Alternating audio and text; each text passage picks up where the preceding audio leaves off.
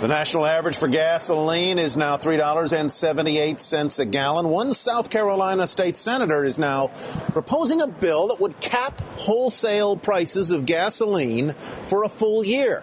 So is this the best way to combat increasing prices? And while we debate it, please go vote at sots.cnbc.com. State Senator Dick Elliot proposed the bill. Also with us this morning, Rayola Dougher. He's the senior economic advisor for the American Petroleum Institute. I have a feeling this one is not going to take much of my action to get sparked here. Senator Elliot, why did you propose this in the face of lots of experiments with price controls that just plain haven't worked very well? Senator? Well, I'm a great believer in the free enterprise system. But the escalating price of gasoline is really breaking the budgets of families. It's taking money out of business accounts that they could be using to hire new employees with, and it's just wrecking our economy until we can stabilize the price of gas and hopefully get it down. That was the reason that I introduced the bill. But it has been coming down, Senator Elliott, in recent weeks. I was in Virginia over the weekend, and I was looking at regular gas in the 330s, as I recall. Are we a little late if we're going to do this at all? And speak specifically to the idea that when we've had price controls on lots of items in the past, it really hasn't worked all that well. Well, President Nixon put some price controls on back in the late 60s to curb inflation, and that worked. And I think we probably need some get the attention of oil companies now that the American public needs to get their economy rolling again. And gasoline prices are one of the things that helping hold us back.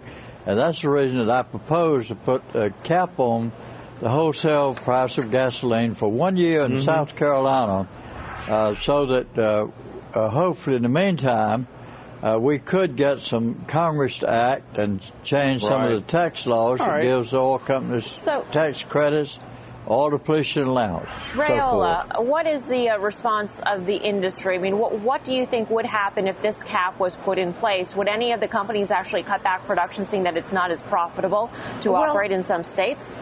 I think it'd be a disaster for the folks in South Carolina. What it would ensure is that they would have a supply shortage, and it would actually cause a number of folks to try to get their gas elsewhere in surrounding states. This really would be a formula for a supply shortage in South Carolina. And I think if the senator is serious about affecting the price, what we have to look to is supply and demand. You can look to Virginia. They're trying to get more supply into the marketplace, offshore with development, and also look to consumers. How can we help consumers save energy with fuel saving tips, for example? There's a lot we can do, but this is silly. This will not have the effect that the senator thinks it will. It will really lead to less supply in the state. And as a matter of fact, the price in South Carolina right now is the lowest price in any state in the nation. So prices are coming down, and they're really determined by the global oil marketplace, not by some arbitrary statement that we just arbitrarily try to reduce the price. It doesn't work that way. Senator, no one would question your sincerity in trying to help people who are feeling the pain of rising expenses and a slack economy. But address Rayola's point there that what we need to concentrate on is not the control of the price, but rather the amount of the supply that we have.